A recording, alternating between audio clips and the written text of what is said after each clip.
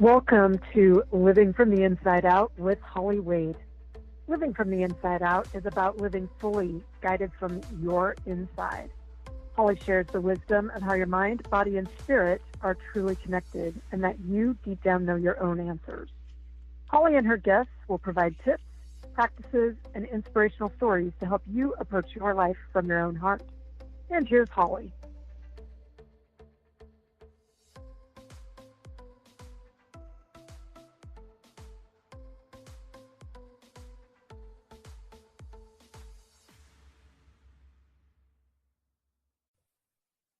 Hey everyone, this is Holly with Holly Wade Wellness. Thanks so much for joining this week on Living from the Inside Out. I have asked Katie Oelker to join us because I just kind of, we met online in the online space. Sometimes it feels like online space is like dating world in a way, but in a good way. And just kind of started following Katie. And she was a money manifester at the time and just kind of this manifesting guru. And that's how she was promoting herself. And she's kind of evolved into more of just helping women live and embrace their best lives and best selves. So Katie, I'm going to let you introduce yourself a little bit and whatever you want to say about your story and what's gotten you here.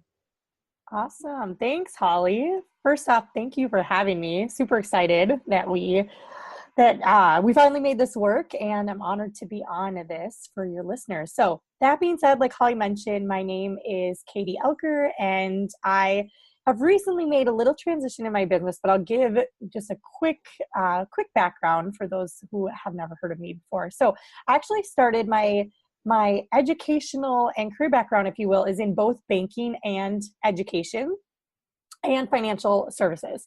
So I actually started out with a business degree, went into banking, knew that that's for sure what I didn't want to do. So I was not cut out to sit behind a computer in a cubicle all day. So I went back to school and got my teaching degree. So I actually taught high school business education for 5 years, and I absolutely loved it. It was personal finance, a lot of entrepreneurship, economics, things like that. And so really enjoyed that, but I decided that I wanted to kind of practice what I was preaching, and I wanted to pursue, I'd always kind of been an entrepreneur at heart, and I wanted to pursue more of the entrepreneurial path. So I set out, I jumped from education into financial planning, and I was in that industry for 2.5 years. I learned a ton. I made some really good relationships, both professionally and personally. And after I had my daughter, who is now almost 15 months old, I actually, right before she came along, I was like, okay, I'd been hearing about this online world and being able to impact people from anywhere. And I just thought that was so cool. Like the internet, I know we all think we feel like it's been around forever, but Holly, I don't know, maybe you can relate to this. I remember I was in middle school dial-up. Yes. Like now. First time waiting for an hour. Yes. Yes. So the internet is not actually that old, even though it feels like it's been around forever now. We don't know what life was like without it. Right. But so I started actually coaching. It was mainly divorced women, so mainly divorced females actually, and I was helping them become more confident around their finances because, for a lot of your listeners who maybe have been divorced or everybody knows somebody who's been divorced, it can be quite financial strain. And so I had watched my parents go through it and just saw how hard it was for my mom, and I really wanted to help. And actually, I didn't really set out to have that particular niche to begin with, but I kind of just fell into it. And so I was helping people get organized and feel more confident and work on the mindset pieces around, why did they have the relationship with money that they did? And a lot of, I don't want to say a lot of times, all the time, typically it stems from something in our childhood, the way that we were brought up, our environment around, how we were raised with money. So I started doing that. I love, wrapping in abundance mindset and manifestation and all that good stuff. And then I finally quit my job, my 9-to-5 in February. I'd gone down to part-time with baby, and I was like, you know what, I'm gonna go full in into the online, if you will, coaching world. Although I do practice locally too. So I do practice locally in our area. So I have, morphed recently. I call myself a money coach still. I've played around with different names, but really what I'm I'm helping particularly women entrepreneurs. I'm helping them to not only like get confident around their finances and the physical numbers of what's coming in and what's going out and where's it going, but the whole other pieces behind that, which is like, how do you actually feel about the money? So if the money is coming in and you just spend it right away, like, how does that represent your relationship with not only money, but yourself, other people? I talk a lot, and Holly and I kind of, bond over this. She's really into health. I'm also really into health, and I struggled with an eating disorder for a long time. So I wanted to kind of wrap, like, an eating disorder is never really about food, right? It's about perfectionism. And, for me, it started out with, I wanted to be a good athlete, and it's a control thing, and it's anxiety driven and perfectionism, if you will. And so there's a lot of that I see in with people in the money, and how we do one thing is how we do everything, is what I always say. And so it's been really fun for me to help people. I had clients before, and I was helping them, but what I really wanted to ask them about were things like just deeper things that I felt like I couldn't, because I wasn't open about it in my marketing, about their relationship with their mom, or the reason why they were, carrying so much extra weight and were unhappy with themselves. And so those are kind of the fun things. I get to kind of mix the health and the wealth together, and it's, really rooted in like self-love and worthiness. And it's been really fun for me. So that's a long story. No, but I was actually going to bring in the health piece. So I'm glad that you brought that in, because that was another reason I wanted to bring you on, is because I know that's been a part of your journey. And at the root, it's all relationships. It's a relationship with our body. It's a relationship with food. It's a relationship with money. It's relationships with other people. Our life is all about relationships. And that's really why I wanted to have you come in, and because I so appreciate your approach with the relationship with money and wealth, and how to address that, not just in this airy-fairy woo-woo way, but in a really practical sense. And that there is this flow. In health, I call it openness in your body. Mm-hmm.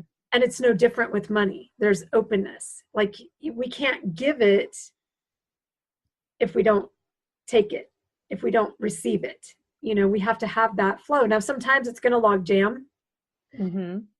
but we still want that flow. And it all comes down to, what is your relationship? Do you have fear around it? Do you have, and I just want to reiterate to you, just because I've been in your group and we haven't worked together specifically, but I've been eyeing you from afar and jump in. And this year was my year to really work on my relationship with money, to be intentional about that. Mm-hmm.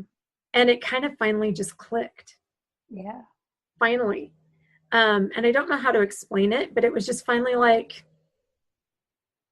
why am I so afraid of it? Mm-hmm.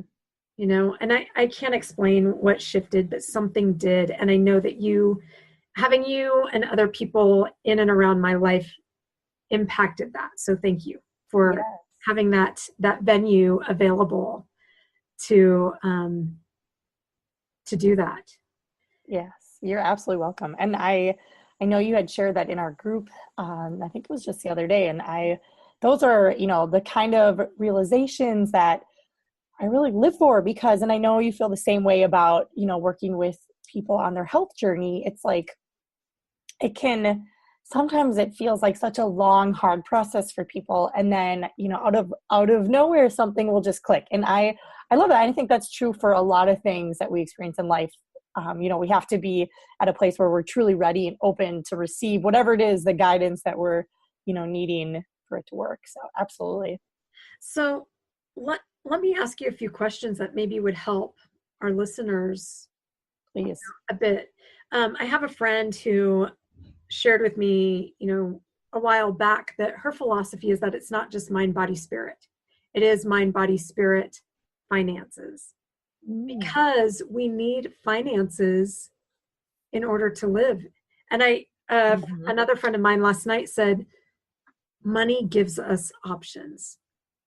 And I was thinking about that in terms of health too. It gives us options. When we're healthy, when we invest in ourselves in the way that we need to, it opens up those other opportunities for us.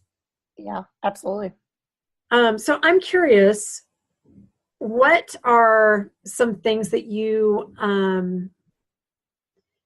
like, what are some of the common thoughts or things that you come across with people in terms of like identifiers that our listeners might be able to have, like if they say or think certain things or just things that they might observe with their attitude around money that might impact other aspects of their life?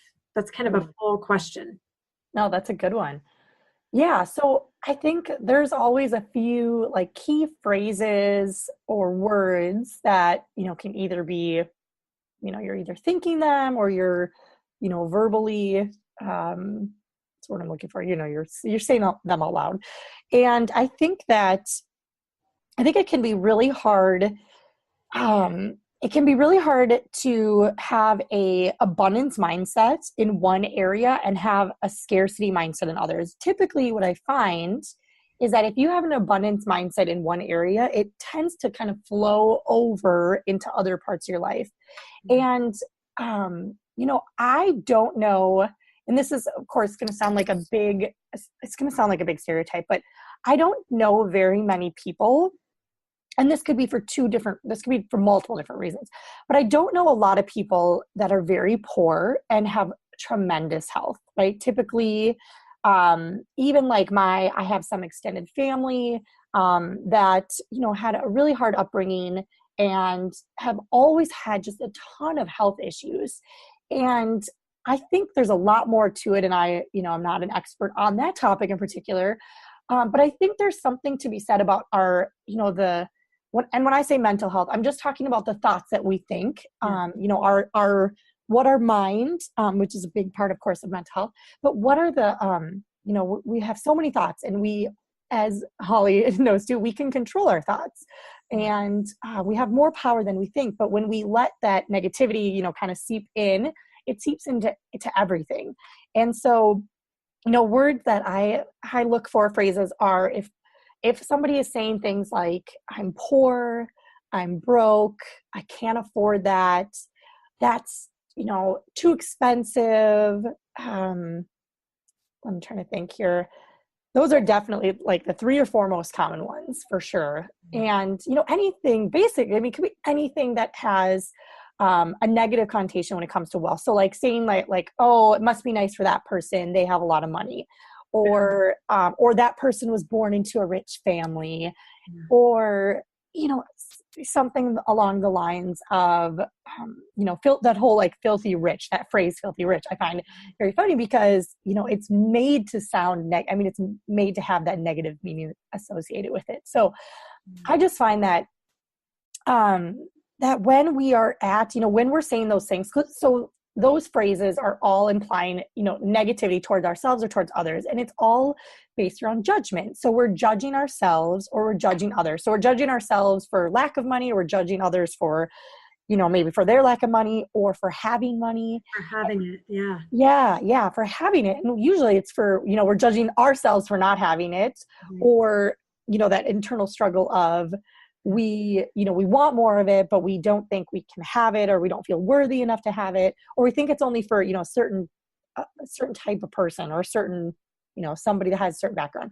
So I just find that, the more that we're complaining about money, the more that we're probably complaining about other areas of our life as well. And just, negativity, that whole, like, what we focus on expands, and negativity breeds negativity. And that idea of, what's the phrase I'm looking for here? Misery loves company. So of course, if you're only focusing on the negative and you just want to complain a lot about your financial situation, then, you're going to find people and circumstances. A lot of times you're going to find yourself in circumstances that are going to just, continue to make that a reality for you. That whole, the whole law of attraction thing. It's just, if you keep focusing on that, or if you keep focusing on, I'm sure in your instance with the people that you work with, if you keep focusing on how terrible you feel and how sick you are and how, you're probably not going to get you're not going to find a better place from that place. You're not going to get to a better place from that place. Yes. Right.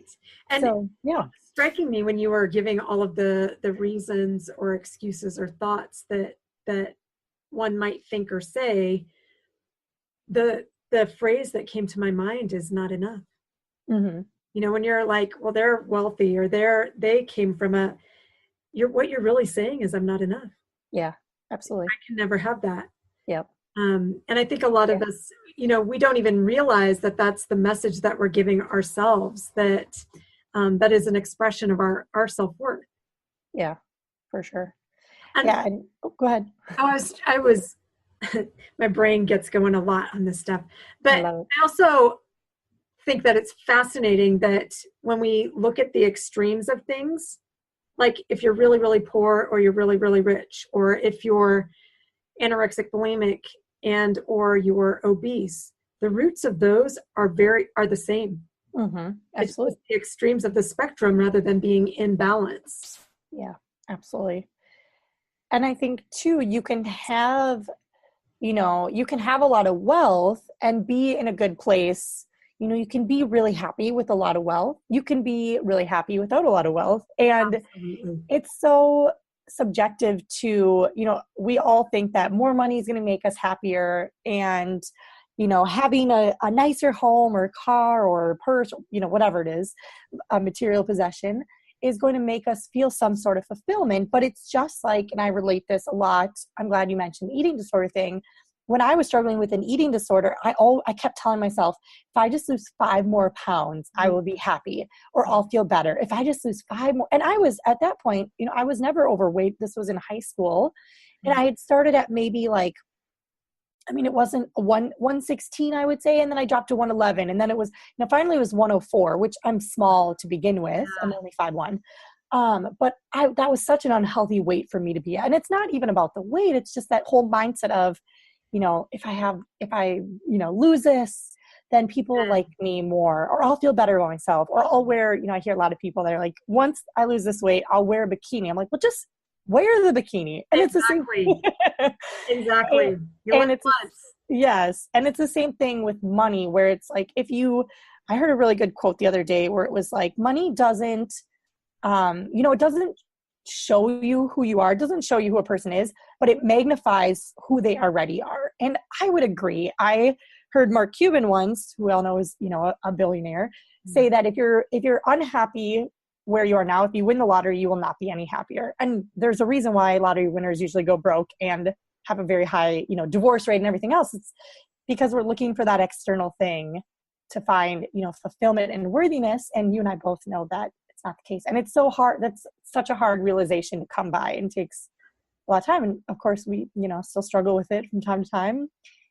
Yeah. Well, there's discomfort in life, and we don't like discomfort. Yes. That's Absolutely. the human condition. We don't like to be uncomfortable. It's almost like the strange thing is we would almost rather experience pain, like a higher pain threshold, than like a blister, like that rub, you know what I mean? Yes. And it's the same in life. It's like we'd almost rather just get to the rock bottom, so to speak, than deal with the discomfort.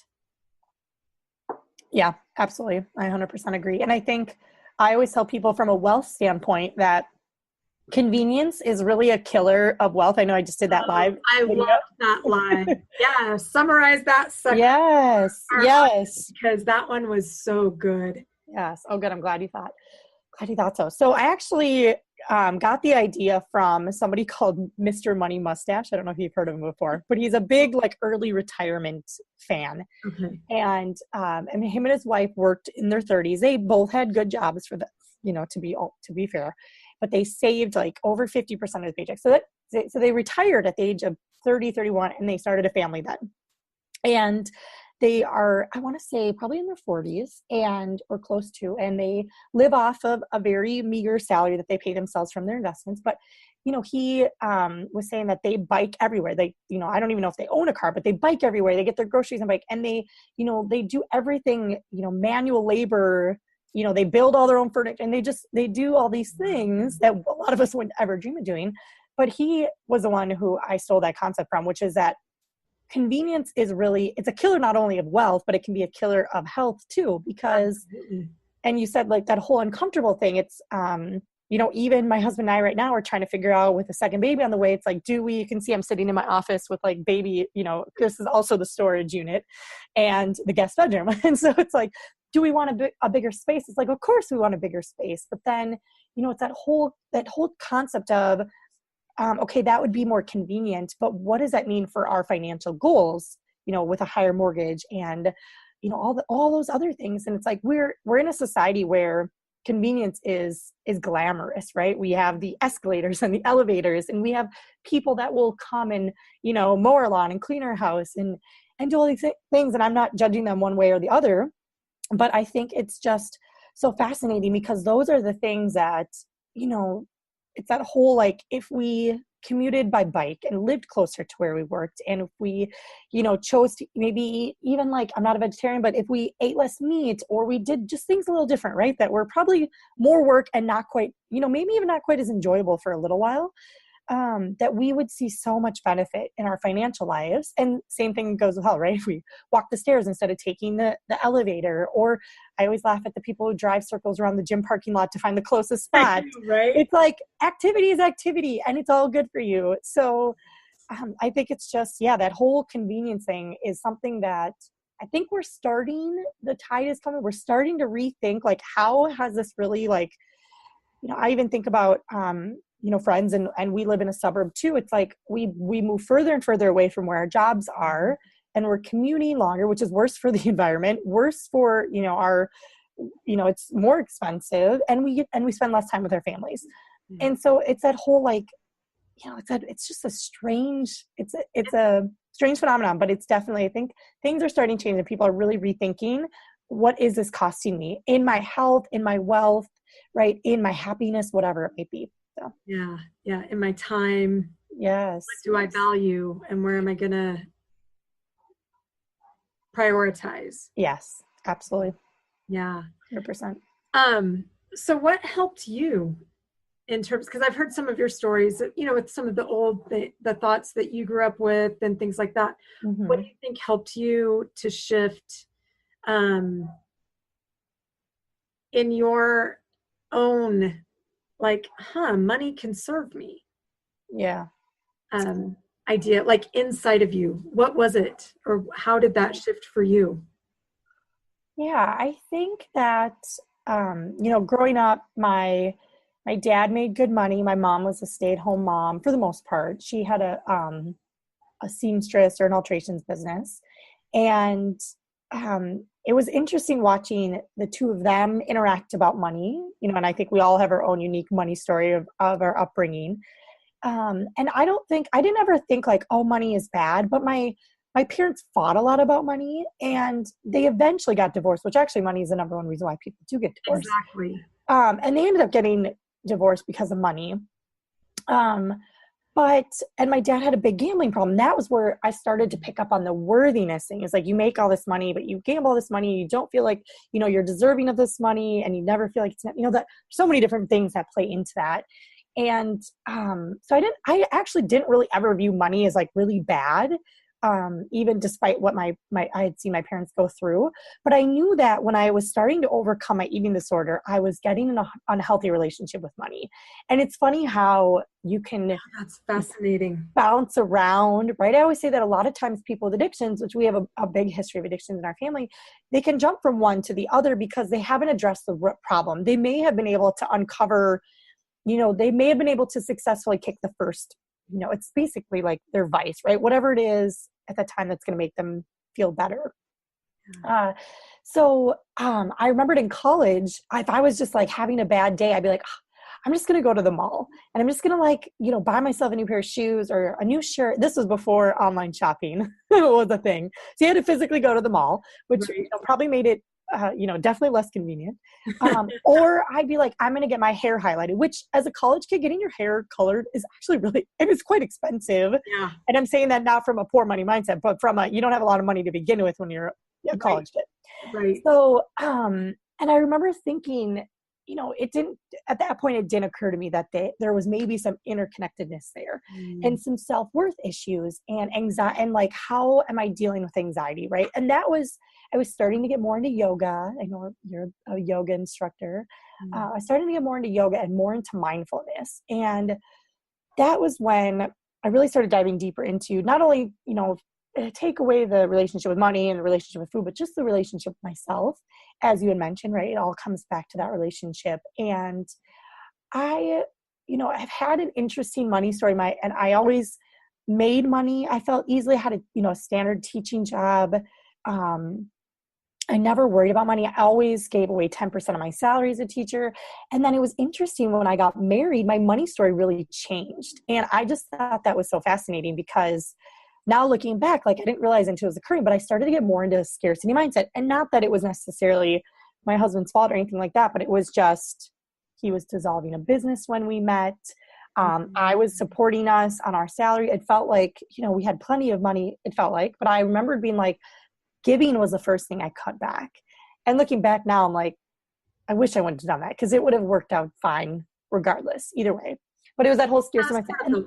That was a lesson that you needed to go through. Exactly. That appeared for you. Exactly. Yeah, exactly. So I think that it's just interesting, because my husband and I grew up very differently around, like, just our thoughts and everything around money are different. And I would say that honestly, I really started diving deeper when I started working with people as a financial planner. And that's when it really struck me as like, I always thought that people had a certain view on money for the most part and treated money a certain way. But then I realized that, there was couples that I work with that just were doing separate banking and just had no idea what the other person was spending money on and couldn't figure out why they were so in debt. And then it's like, when you peel back the layers, it's like, oh, well, this person in the relationship is spending $5,000 over the course of 6 months on this hobby of theirs, happen to be video games. But it was like really shocking to me. And I was like, there is a different, like, there's more to it than just what's coming in and what's going out. And that's what I dealt with a lot. And I love that stuff. I'm a self-proclaimed numbers geek. I love my budgets. I love my mint. I love, tracking and all that, spreadsheets and all that jazz. But you can't, just like health-wise, you can't just attack the fitness and the healthy eating. If you feel really crappy about yourself, you're only going to make it. It's like being on a diet. You're only going to make it so far until you start to self-sabotage, which I talk to people a lot about. Because you haven't addressed, like, the underlying pieces. And I'm sure you see that a lot too. And that's what honestly started to get me really interested in why that whole, like, consumer behavior, like, why are we doing the things we do? Yeah. And why are we seeking fulfillment in buying things? And I mean, I still struggle with it. Like, I'm repainting our house right now. I'm like, oh, like, I could get new light fixtures and we could get some new blind. And it's like, then you have to stop yourself. And it's like, wait a minute, like, I'm buying into that culture. And it's same thing with the health culture. It's everywhere. It's hard to ignore. Tough. Exactly. Because we're inundated with images. Yes. All the time. Absolutely. That this will make you happy. This will make you, whatever the case may be, more accepted, more fun, more whatever. Yes. And at the end of the day, this is why this show is called Living from the Inside Out. At the end of the day, if you're not dealing with your internal stuff, none of that's going to matter. It's not going to change it. Yeah. No, absolutely not. Yeah. And you think about, there's lots of, I just think about wealthy people or healthy people in your case, people that are very, healthy or look healthy from the outside, right? And are maybe they truly are wealthy, but they're so miserable. And we think about even the celebrities that have committed suicide recently. It's like, there's no amount of money and that can fix what you're feeling inside. Like you said, you put it perfectly. There's no amount of money that's going to change the way you feel about yourself. And then nothing matters. If you're rich and miserable, then, what I'm always like, what's the point? So, yeah. The only way to fix whatever's going on is to give it attention. Yeah. Get uncomfortable with it. Mm-hmm. Sure. I had a question a second ago and now I lost it. Dang it. It was a good one too. That was the deal. I'm sure it'll come back. Yeah. After we sign off. After we wrap up. Yeah. That's the way I can do a follow-up. Yeah, just on the one question. There we go. Oh, I know exactly what it was. One of the things I think that has shifted for me recently is like as I've been working with some clients, I've been like, food doesn't have an emotion. Mm. But they're emotionally eating. So yes. what is it that you're asking food to give you? Because it can't. Mm-hmm. So let's explore that. And it dawned on me, like money is the same thing. When we have such an emotional attachment to money, whether that's fear, whether that's not giving a crap, whether that's, I need, whatever the case may be, that, it's the same thing. Like money doesn't have any emotion. No. What it can give you maybe lights up that little part in your brain for a little bit. But it's not going to give you whatever it is that you're seeking. Yeah, absolutely. So do you have any suggestions, or what are some things that you, what's an exercise that you have people go through to start to shift their thoughts or their emotions tied with money? I know you do affirmations every day because you post those a lot. Yeah. Yeah, I think, one of the most powerful exercises that you can do is just taking out a piece of paper. I'm a big believer in writing things out and just writing out, what are your beliefs about money? If somebody were to come up to you on the street and you were able to give an uncensored answer, right? And just tell them whatever it is that you truly felt, what do you really believe about money? Because I think that a lot of us think we have a certain relationship with money. And then when we dig a little bit deeper, like, oh, wait a minute. And I think that, and if you're not sure how you feel about money, I always tell people to look at your behaviors around money. So when you get money, do you go out and spend it right away? Are you so afraid that you don't know where the next paycheck is coming from, especially if you're an entrepreneur, of course? Do you hoard it all? Do you keep it all out of fear? Do you spend it out of fear? Or do you feel, maybe you have a healthy relationship with money and you let it, like you were talking about flowing in and out, like it's coming and going with ease in and out of your life. And so I think, getting to just how you truly feel about money and the behaviors around it, and then looking at, the why are those behaviors and why are those patterns that keep coming up? Why am I doing those things? And it likely stems back from something that happened in your childhood, or it could be even in your adult life too. I saw this with some of my divorce clients. It was like, if something happened to them while they were married or through the divorce process, if they had to file bankruptcy or something happened that they tied a lot of their worth to because it was in a very emotional event to begin with. I found that might continue to play out even though they weren't like that at all before. Yeah. And so I think it's just, awareness is huge. I think no matter what area you're talking about, and just being able to start identifying, and like you said, money is not good or bad. We've made money, depending on how you look at it, we've made it into, either this whole, I would say angel or the devil. And it's really just, depending on where you live, it's paper or plastic or whatever it may be with ink on it. Right. And of course, money can buy things, comforts and freedom and things like that. But it can also buy very dangerous things and harmful and hurtful things. And so I think, it's... Sorry, say again. Is that's such a good point. Yeah. That it can also buy... it can buy good things and it can buy not such good things. Yes. Yeah, absolutely. Harm. Yeah. And I think it's like, it's that whole, the idea of, taking money off the pedestal because it's not neutral, or it is neutral. Excuse me. It's not positive or negative. And once we start to kind of like take the power back from money that it's had over our lives, and have awareness as to what it's, how it's made us think or behave, then we start to see a little bit clearer. And I think too, a lot of that is, trusting. And I always have my clients to play the worst case scenario game with money. Cause a lot of us are like, okay, if I don't bring any in, from an entrepreneur standpoint, if I don't bring any clients, or if I don't make this amount of money this month, then I'm going to lose my house, and then I'm always like, okay, but is that actually true? And if you do lose your house, will you truly be homeless?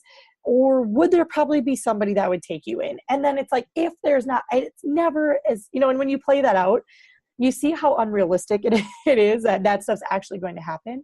Right. And so I think that's really important for people too, to see, is that, money is just, it also hasn't been around that long. I mean, there was still a lot of bartering and trading and, especially when the economies were a lot more localized, and we've made money into this very, very big thing. And, and not to say that's not, because that's, the attachment, the meaning that we put on it, but, it's just, when we start to regain the power from money, I think we can feel just so much more at ease and more free, to do what it is that we are really here to do, and what we're actually being called to do, versus as an entrepreneur, especially, I need to do this because I need to make money. And I was just listening to somebody, and they're saying, you're burned out and you don't want to work as long of hours because you're more focused on making money than you are whatever it is that you're actually doing, whatever it is that your mission is,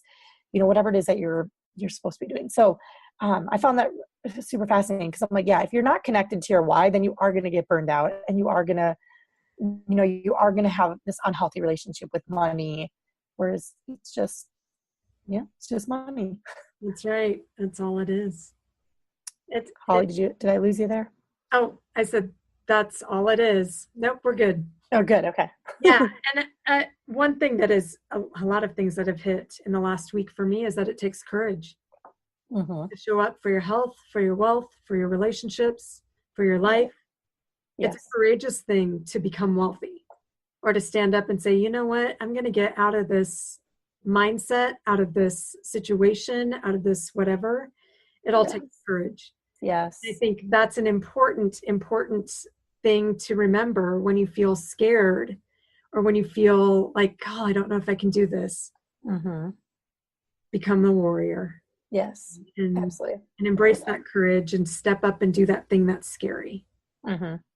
Yeah, absolutely. I love that. If someone would like to work with you or find you, where can they find you? Yeah. So best place to reach me is probably two places. I guess I'll leave them. So they can find me on Instagram. It's just my name. So it's Katie, Katie, and my last name is spelled, it's a silent O. So it's Oelker.